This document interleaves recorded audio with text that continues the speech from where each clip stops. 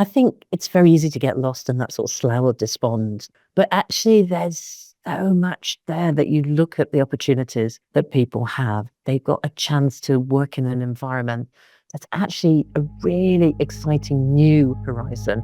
It's changing the way that things are taking place, and they'll be part of that.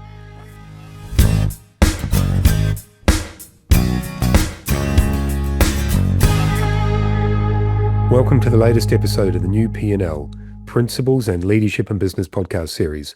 I'm Paul, I'm your host, and I'm very grateful you've joined us today. Just before I introduce this week's fantastic guest, I wanted to remind listeners again that our 2026 cohort for the new P&L Executive Leadership Program has opened. It's a 6-month, one-to-one leadership program focused on building the leadership capabilities that directly impact on team, performance, decision-making, and organizational outcomes. Each of those months is framed by a thematic leadership arc that will build progressively on one another over that 6-month period, with focused assignments issued in between each of those sessions to ensure that those themes and insights are translated into action in a practical work setting. The program this year is focused on middle managers right through to senior leaders, so if you think this might be of interest to you, just get in touch using the details in the notes that accompany the podcast. Okay, so now to introduce today's guest. Francesca Lagerberg is the CEO of Baker Tilly International, the 8th largest global accounting network with over 50,000 people across 147 territories and revenues of $6.8 billion. Based in London, Francesca was appointed CEO of Baker Tilly in 2022. She's the first and only British woman to lead a major accountancy network. Francesca is also a big advocate of purpose and people-led leadership, building culture with principles, purpose, and people at its heart. And during her tenure, the network has been named among Time's World's Best Companies of 2025 and Network of the Year at the International Accounting Forum and Awards in 2023.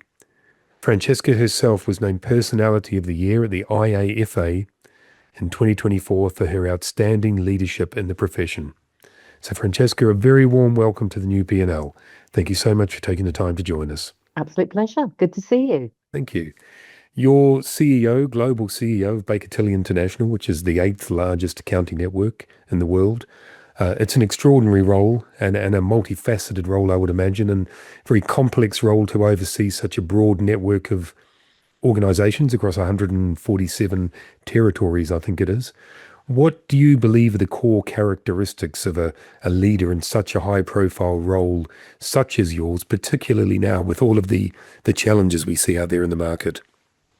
Well, all these roles are a privilege, and you sort of need to make sure you don't lose sight of that because they are extraordinary and interesting and stimulating, and they're never, ever the same from one day to the next. So lots of resilience needed in these.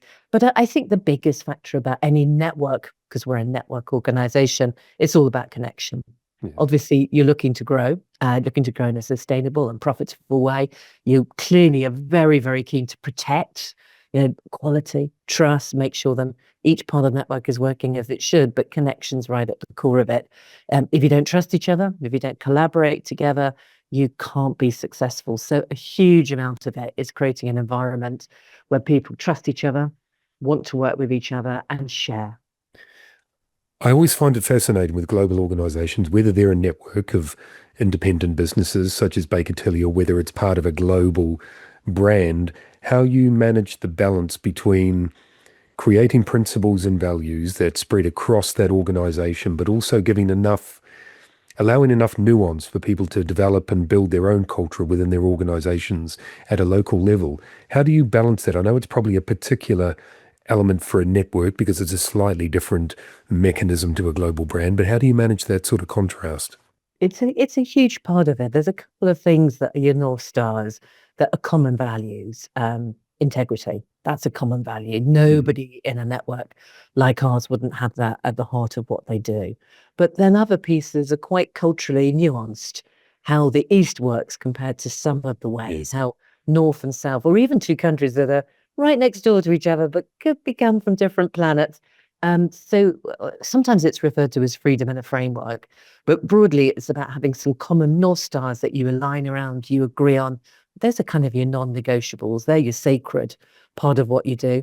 And then other things, you've got a little bit of flexibility and freedom because you're fundamentally with us, we're a commercial organization, clients are at the heart of what we're trying to do and looking after our own people, people first, clients are part of all of that. So you've got to make sure that you've got some flexibility to operate in a way that is locally nuanced. So globally able, but locally nuanced. It's a huge part of what we do. You use freedom and framework in the middle of that answer, and that's a phrase I use often. So it's lovely to hear it recited to me as well. You touched on integrity at the beginning of it, one of those non-negotiables. And I wonder how you measure that, how you assess what integrity looks like, because everyone has a slightly different view of all of these values that we undertake, and some of those are cultural and some of those are global. But how do you measure something like integrity? I think there are some very tangible elements to it. For example, if I look at one of our key service lines, which is audit, integrity is measured by the regulators. Are you meeting the regulatory standards? And you may want to go higher than the regulators want to go, which is never a bad thing, but you have got some very set rules. And so there, the measurement is key. Where you go and check all our firms, make sure they're living up to those standards. But there are sort of clearer parameters. There's a million and one different rules and regulations that set the guardrails. But when you're looking at something that doesn't have that regulatory framework in quite the same way, a lot of it is back to basics. Are you doing things that are good for the clients? Are you doing things that are appropriate in the parameters that we work in? Are you meeting ethical standards that not just standards set by a regulator, but ethical in terms of how your organization is? How do you want to be seen? How do you want to behave? And are you role modeling that? So some of it is set. Other bits, I think, are kind of the common practices you have within organizations. And accounting profession tend to have quite a lot of commonality to them because you're the one that's meant to be giving independent advice. So you're not just doing what the client wants, you're giving them advice to help them do the right thing. How do you measure, or how do you ensure that values like integrity are explicit in the conversations you have rather than implicit? Because if they're not entirely, but if they're largely led by regulation within the organizations, within companies and countries as well, they could just fall into the implicit bucket, which means, a lot of those values perhaps people forget about. They don't see it in their daily lives. They don't see what it looks like at 11 o'clock on a Tuesday. How do you make it explicit in your conversations? Yeah, I think there's lots of elements to that. And in terms of the conversations that happen between advisors and the client, I think there's a lot of explicit explanation. We're doing this because this is why. You need to make sure you're meeting the standard. You have to do this, and you should think about doing that. So that I think that does happen in those types of engagements. But I think in terms of our profession, it's so much part of how you're trained.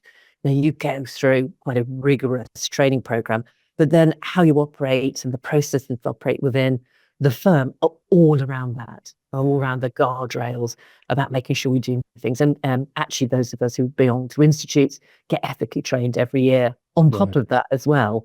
And that's a good thing because it keeps it fresh, keeps you remembering. And then new things come along that you haven't experienced before. And oh my goodness, it's quite useful to have that. Okay. That actually could be a bit of an issue. We need to make sure we're looking at that, we're training people around that, and that we personally are really alive to it. So knowledge-based industries is a continual process of meeting the standard, raising the standard, doing what you need to do. So I think it's with professions, it's part of what you are and part of what you do. So it's re-emphasized constantly. So one of those new things, which is a lovely segue into our next question, one of those new things is AI. At least in terms of the public consciousness of AI over the last few years. It's an evolution of technology, but right now, since the launch of ChatGPT and everything that's come since, it requires, I think, a bit of a revolution in our consciousness and the way we deal with it and work with it. I don't think it's going to be an existential crisis, but I do think at the moment, for many organizations, it's an adaptability and a capability crisis. How do we understand where it can benefit, where it may not fit in, what those guardrails look like, how we train our people, and critically, how we communicate the adoption of AI in organizations. How are you and the team at Baker Tilly International? How are you preparing from a leadership perspective for the scale of this AI-driven change? Well, as you can imagine, it's a topic we talk about a fair amount. Yes. I think everyone wishes there was a silver bullet and we could all work it out straight away. But I think what you're seeing is that everybody is trying to find a way through that's practical, sensible, goes at a pace that is realistic, but also a recognition that certainly in our profession, a whole bunch of things haven't even been automated. And never mind jumping to AI, there's some quite basic things that we've been talking about for 30 years that haven't actually happened. So it's a massive shift. It's a huge pace shift. Like you, I don't think it is an existential crisis. I think what it is a realistic usage of some amazing tools and technology that help us get to a place quicker than we previously thought was possible. Lots and lots of things happening in terms of how do you build that out. One is recognizing that the world is changing so fast that what you think is right today might not be the right technology tomorrow, or even quicker than that sometimes. So there isn't a single answer to any of it. But how do you use it? How do you embed it in what you do? I think probably three things stand out for me in that question. One is that you don't need to be scared. You just need to really look at how you can most usefully take this technology at a pace that you're able to deal with. So rather than getting frightened about it, what is it that you need to do? And there's a lot there around people being tech curious. Some people are never going to be the world's most advanced AI users, but they need to be curious about it, what it can do, understand it, and be able to articulate what it means for the client, but most importantly for their own people. Because I think a lot of people are quite scared about its implications of what it can mean. So how can you talk to that? I think the second bit is accepting that nobody has the answers. So you may try some things that just don't work. You may try some things that work a little bit too well, and you go, whoa, actually, we need to work out how to deal with that. And you may also just not find an answer at all straight away. You know there's something that needs to happen, and you're working your way through what the right answer is. But for me, it's a lot about the capability that we have to use these incredible tools. How can we get ourselves to a stage where we're building it into our training, that people understand how to use, get value from it? I mean, even from a Copilot or a ChatGPT or Claude, whatever is your AI of choice, Gemini, whatever you're using, you're probably using a tiny fraction of it. So how do you make sure that you're using it in the most effective way? And how are you really harnessing what it's good at and not over relying on it, where that itself lends to a range of problems? But there's so many exciting things about what it can do, how it can help you, how you can make it part of the learning process for people. And I think we've just begun to scratch the surface of that. I'm a firm believer that the more rapid and the deeper the digital transformation, whatever it happens to be, AI or otherwise, the greater the need for basic human communication. And I see it quite often in a lot of organizations that I go into, that we may be standing up as leaders and talking about AI adoption and deployment and how wonderful it is and the productivity and efficiency gains it's going to create. But we're sometimes a little bit tone deaf to the narrative that all our employees are hearing outside those four walls, which is AI's coming for your job and all of those other things. I wonder whether, as a result of AI in the last few years, whether you feel your definition of leadership has changed. You know, the necessity to communicate with more clarity, consistency, and context is sort of elevated. Do you think leadership has changed as a result of AI coming into our consciousness? I think leadership has changed for a whole bunch of reasons, and it's not just driven by AI. I think the whole empathy element of leadership has rightly got elevated, because you're absolutely right. I think it's quite hard to communicate around some of these things when you don't quite know what's going to happen and where they're going to go. And there is a real sort of fear factor in there. Is my personal job going to disappear? I look at what I do. How's that going to alter? How's that going to change? And it's possible the leadership have no idea. That they can make a guess, an educated guess. But there's also something about recognizing that people are fearing that and explaining what we know, and also perhaps being very transparent and honest about what we don't know.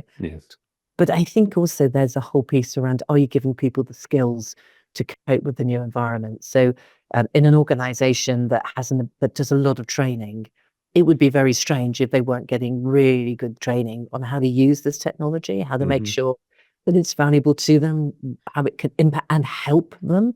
So it's an enabler in many, many ways. but also not shy away from those difficult conversations.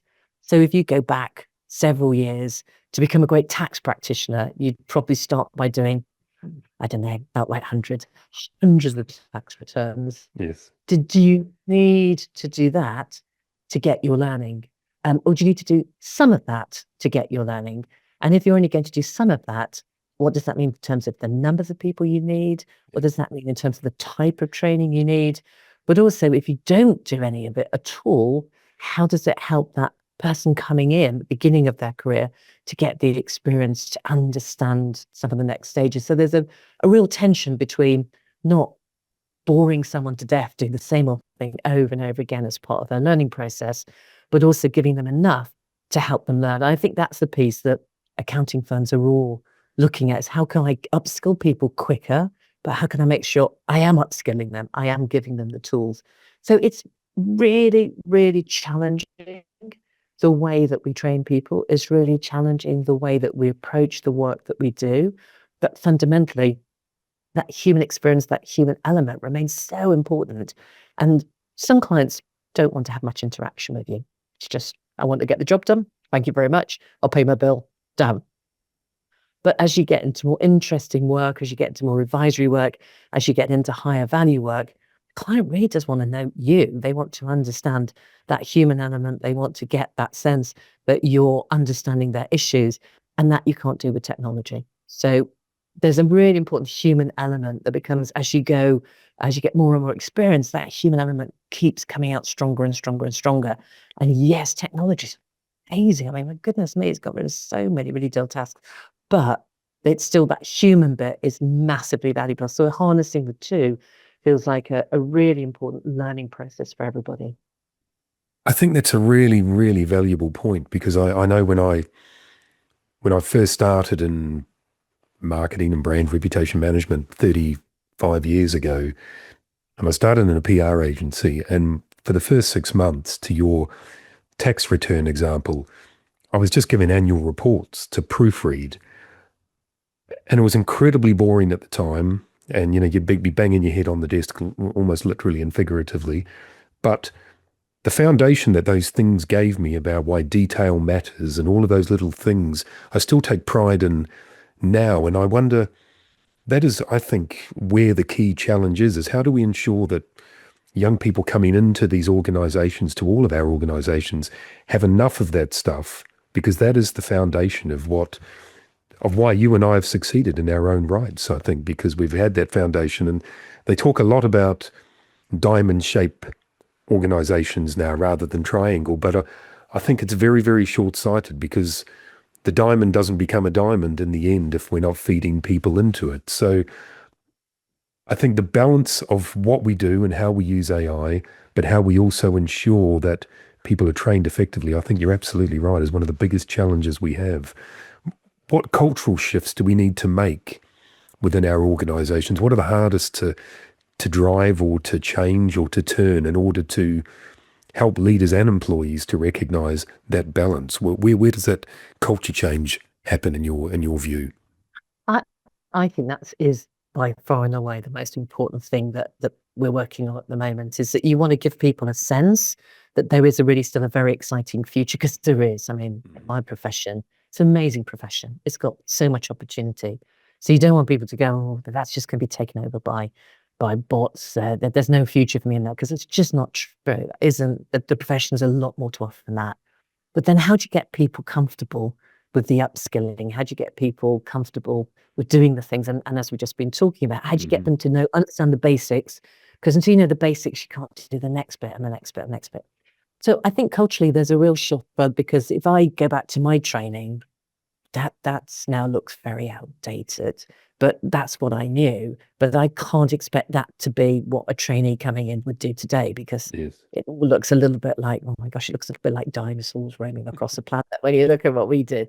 And then you go, well, what is the difference piece? So you begin to look at things like simulated learning. Can you use some of this amazing technology to stimulate some of those learning environments, so they get the confidence to try something, safe environment, it could get it completely wrong, but get instantaneous feedback from that learning experience. So can you use that to upskill?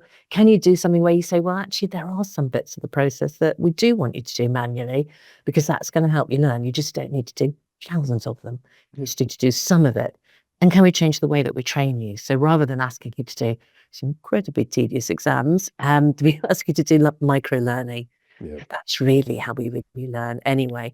And stop thinking you've got to learn a whole bunch of stuff out of a textbook, which you will never look at again for the rest of your life. How do you use the technology to help you? And that is a big cultural shift because it's a shift from I will read something, I will learn it, I will write an exam, and then I'll put it into practice. It's a much more flowing process where you might just learn bits, learn much more tighter modules, learn bits, activate them, practice them, and then expose them, use them, execute on them. And I think also it really changes the way that you do things. Because I was reading something the other day, it really sort of struck me. It was saying, well, it's madness to try and just automate what you've currently got.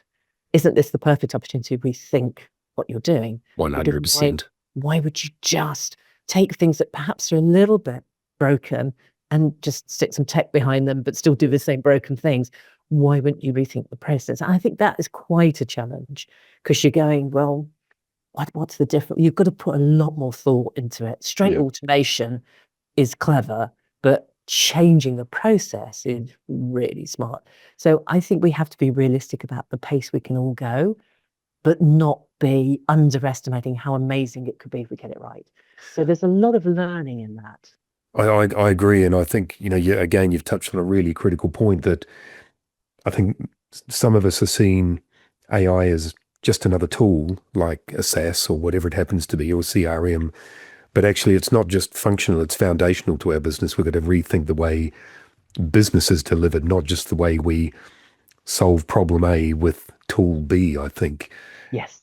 How do we maintain our curiosity in this process? So if we're outsourcing some of this to an algorithm or to an LLM, it's not just what's on the page that is important, it's why it's on the page, whether it's numbers, whether it's words, whatever it is. And I'm always worried that the more we outsource the process to an AI tool or an LLM, we lose a little bit of that natural sense of curiosity of asking why those things are there rather than just what's on the page. How do we ensure that we don't lose what is essentially a big part of us and what makes us individual, our curiosity, our creativity, our analytical thinking, in the drive to just make things a little bit more efficient? I think the curiosity piece, if you're working in certain environments where really they're intellectually challenging, you've got inbuilt curiosity, or else you wouldn't have been attracted to that profession. Yes. So I think the curiosity gene stays there. And I don't know, trying to think of an example recently. I punted something through Claude and had a look at it and just, I don't really like that. And then that doesn't quite resonate for me. My prompt was probably not very good. So let's get back and look at that. So I think you can still be very smart around how you look at some of the outputs from that. You should be challenging. No different perhaps from when you're looking at a client's books and you go, oh, I don't quite understand that. So you still got that element within it. So I think curiosity can live within that environment. I was listening to an author the other day. I went along to a book read, and they were talking about the rise of AI. And obviously, you probably see, what do they call it? AI slop. When you get sort of these sort of terrible books, but brought out with sort of speed. And she was saying one of the things that she does today, she takes her work and she uses AI to do all the clever things it can do, to try and check her verbs are really punchy, all the great stuff to help it enable her. But she said what she's been really, really careful to do, she never writes the first bit using AI. She always puts her ideas, her thoughts down. And then, a bit like the diamond conversation, you just polish it. You keep on polishing and polishing. But what you end up with is something that's still very much your own creation. You've just used it to do that. So I think there's a variety of different ways that you can stop using AI as a crutch, but use it as a helpful enabler. But I think the moment that you just pass it all over to AI, you get like that sort of apocryphal story where people went into court and the AI they were using had made up a whole case which didn't exist. And that's where you've just taken your own professional judgment and just gone, I'll just push that to one side and I'll just take what I get because I'm under time pressure. So I think the piece there around your human judgment, your human challenging. And also, just because AI has created something doesn't mean it's the most perfect example Very true. of something. Absolutely. It's all right, but actually, I prefer what I did. Go with that. I host a lot of roundtables in the UK and around Europe, and often they're for professional services, accounting, lawyers, financial services, and so on.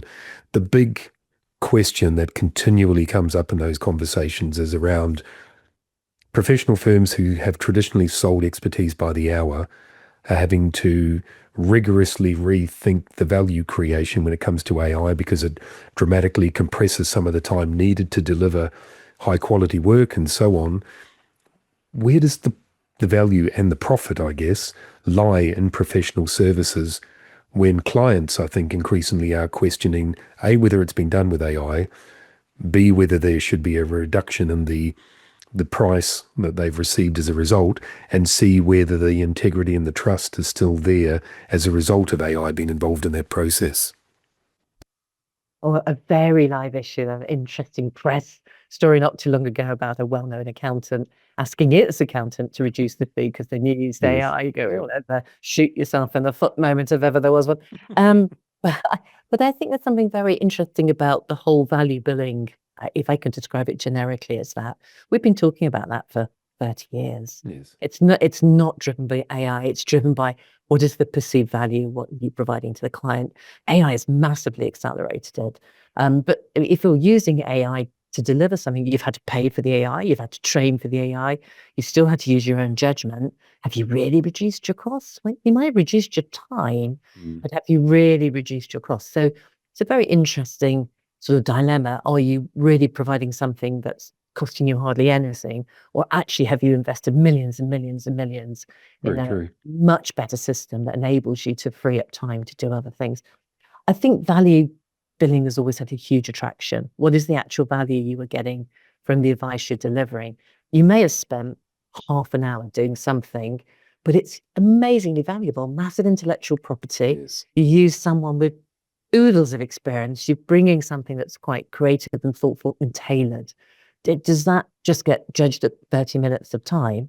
Equally, you could have spent 10 hours doing something that, quite frankly, is pretty routine, not that exciting, but you've delivered it. Well done, hurrah. But is that something that really you could justify a very high price for? Chances are that's the sort of thing that a client will go, that seems a lot of money for that. So billable hours has always been quite a sticky point when you're looking at the higher level work. So what's the value you're providing to your client? The real root of this is the communication with the client at the outset. Yes. Sometimes it's possible to say it will cost X. End of. That's what it's going to be, and nothing's going to change it. Other times it will be X, but if we hit some buffers along the way, we may have to charge more because we have to go and do more work. They'll give you more value. And you keep communicating with the client all the way through. A billing exercise should never be an exercise in surprises. It should always be an exercise in this is what you expected, this is what you got to do. But very, very little work really should be impacted by AI itself. It's more about what is the value you're providing. Mm-hmm. I want to ask you a personal question, and it's, you've got to a pinnacle of a career looking objectively at your success. And I wonder when you look back over the trajectory of your career over the last few decades, whether there's something that a red thread that binds your roles and that trajectory together. When you look back with the benefit of hindsight, I've done it before with the new P&L, and I can trace it right back to when I was 7 years old in an encyclopedia I won in a raffle. Is there something that binds your career and your success together when you look back with hindsight? Oh gosh, Paul, that's such a good question. You see, what I find a little bit challenging about that question is I don't think there is. Because when I was 7, I think I wanted to be an astronaut. And so I'm not sure I managed to achieve that. And then when I was sort of in my teens, I wanted to be a writer. And Yes. I'm not sure I have had a single route. What I have realized is that I really, really like opportunities. So I've had some amazing opportunities. My goodness, I've been so lucky. And I have had a very strong appetite all the way through to give it a go. So I left a Big 4 accounting firm, amazing accounting firm, and went to work on a magazine. I mean, seriously, Well, who did yeah. that as a career choice? Someone in their early 20s. That's what happened. But those amazing opportunities come along, and if I have any red thread, is I do like saying yes to new opportunities. I do like giving things a go, and I think I've been able to change my career many, many times while still working within the same profession and seen something that's been amazing and had a chance to do it, as opposed to it being rather than being a stairway approach to wherever I am today. I see it more as a bit of choose your own adventure. It's Yes. been more of a meandering. I've been in the forest, I've been up on the mountain, I've been down in the wasteland. I've done lots and lots of different things over my career, but I love the thought that you got inspired by an encyclopedia to do what you do today. But I don't have a moment, a nugget that drove me. Yeah, I mean, the encyclopedia didn't start it. It's sort of, with me looking back, I can see this sort of line of curiosity, creativity, desire to learn, that lifelong learning sort of thing. And I think it's always interesting just to, that sort of, as you've said in that answer, that kind of get out and give it a shot and try it, and what's the worst that can happen, and all of those things. I think sometimes that's the best career advice of all, because somewhere in the middle of it all, you find yourself, don't you? I think. I think you do, and I think it's tricky today when you've got so many choices. Yes. I think it's quite overwhelming. And someone goes, "Well, I don't quite know what I want to do." I was going, "Well, I didn't know what I want to do till I was about 50, so I wouldn't worry too much about it." Me too. Yeah. Maybe I'll find something else that will suddenly spark my enthusiasm. But I think that's right. You don't have to have a single goal Yes. all the time. Some people have that wonderful vocation, and I really admire that. But I think most people are just kind of going, I think I quite like this bit and this bit and this bit. If I could get those together, I'd have the perfect role. And sometimes that happens for you. And other times you get 80% of it. And that is a pretty good life. Yeah, and I think sometimes it doesn't happen quickly. It can take a long time. It can take decades for that to happen. But you've got to hold the faith somewhere and somehow, don't you? I think. Yeah. And take pleasure from the things that you do really Absolutely. love. And then Absolutely. see how much more of that you can keep doing and how much of the stuff you don't like you can get rid of. How do you stay informed and intellectually curious in your role and as an individual? You have to have your finger on the pulse as a CEO of a global network. But even personally, in order to get there, you've had to maintain a level of intellectual curiosity to get to that role. How do you maintain it? What do you do? Is there a framework and a freedom to this? Oh, I think I just find it really interesting. Yeah. I find all of this, the world I work in, really fascinating. So I don't find that too hard. I read a phenomenal amount, and I try and read quite broadly as well. Sometimes read things that I know I'm going to wildly disagree with, but to sort of challenge myself. I love talking to people around the globe. So be it talking to someone in Latin America or Asia or Europe or Africa, you get very different views on the world as well, different from what you might read about real life, what's really bothering them. I find that utterly fascinating. And then people do tend to tell me a lot of stuff, and I love that. You get a little email comes popping in, or someone messages you on LinkedIn. You go, "Oh, that is fascinating. How's that working?" So I think it is just by nature of the world that I work in. People are always doing interesting things. So Yes. it does spark you. But what I love is when someone says something to you and you just go, never thought of it like that. That is really fascinating. What should we be thinking about it? Or actually, is that just a really terrible idea, but it's an interested idea? How does that work? So I think we have to endless access to data. The difficult bit is making sure you don't drown in it. How do Yeah. you Yeah. manage all those different sources in a thoughtful way? But I have a great senior leadership team, and they're very different people, and they have very in different views on life and different things they bring. And what we try and do is spark in our conversations that kind of, well, what else could we do? Where else could we go? What other things should we be thinking about? And someone might be, actually, just this morning before we started chatting, I had someone telling me all about a very unusual thing about a football game they were at, and somebody else telling me about a book they read, and then somebody else saying to me, well, actually, I'm going to go to this intriguing event later on in the week. And you get all those things, aspects of how the world that we work in and live in today, and how they make you rethink where you're at and what you need to do. So I don't find keeping informed that difficult, but working out exactly what to do with it and execute on it is just a perennial challenge. So I want to expand on that a little bit more, because I think that's really interesting, because as a global network, I guess there's a responsibility at some level to also encourage innovation. You don't run the companies, but you do lead the network, and it's in the company's interest and in the network's interest to consistently innovate and learn best practice and all those other things and sit on the edge of where we're going rather than follow. How do you encourage, as a hub or as a collective, how do you encourage innovation across that network? Yeah, the innovation is fundamental to how you keep on moving and growing. Actually, sometimes we're quite happy to be the fast follower. We don't always don't need to be cutting edge, because sometimes being cutting edge is, you're sitting there going, well, I've just invested tons of money and it didn't quite work. Whereas you're coming up behind and you go, okay, I can learn from that. So we're quite content to be a fast follower in many ways. But I think the piece around innovation is you create an environment where innovation is encouraged. You don't hammer people when it doesn't work, because most of innovation has some failure in its path if it gets there. Nothing wrong with that. Fail fast, learn from it, move on.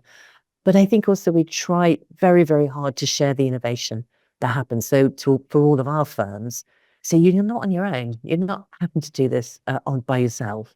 You may be the one leading the way, but the chances are you might, in many cases, be the one that goes, I've got this issue. Who else has dealt with this? And what did they learn from it? So we do an awful lot of connectivity.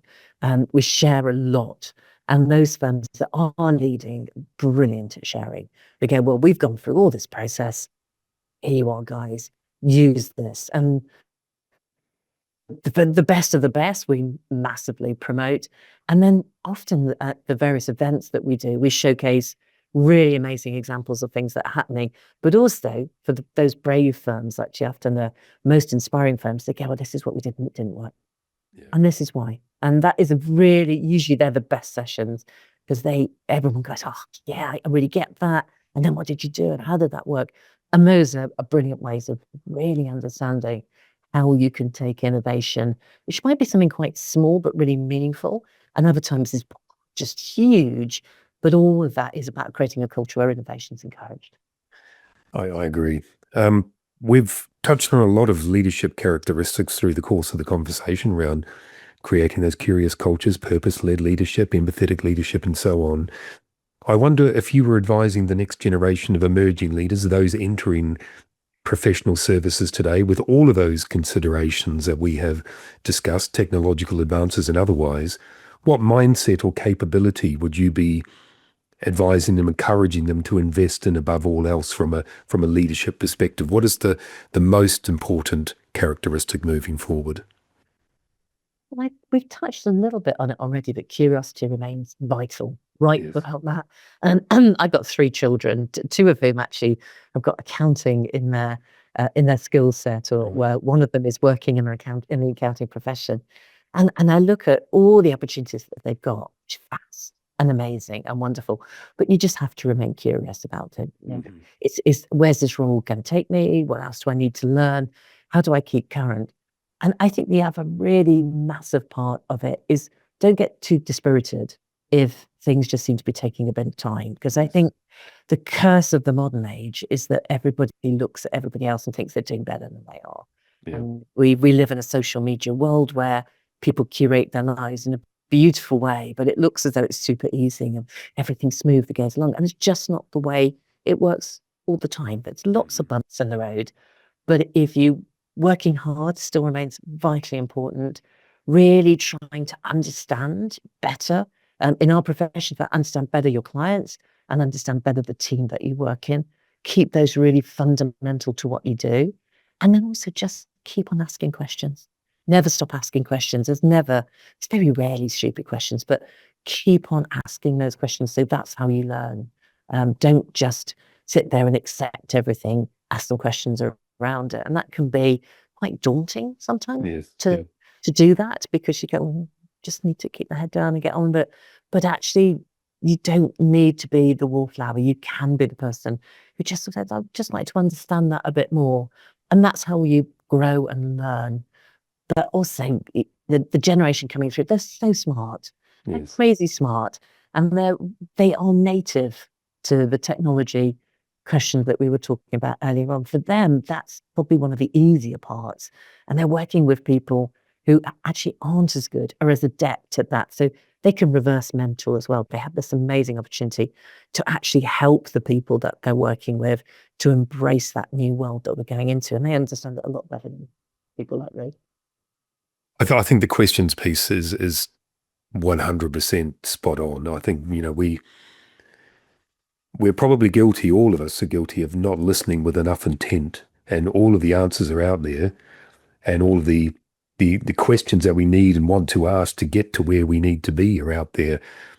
But we just need to listen with a little bit more intent, I think. That's where a lot of the answers come from, to the questions that we either verbalize or just think about.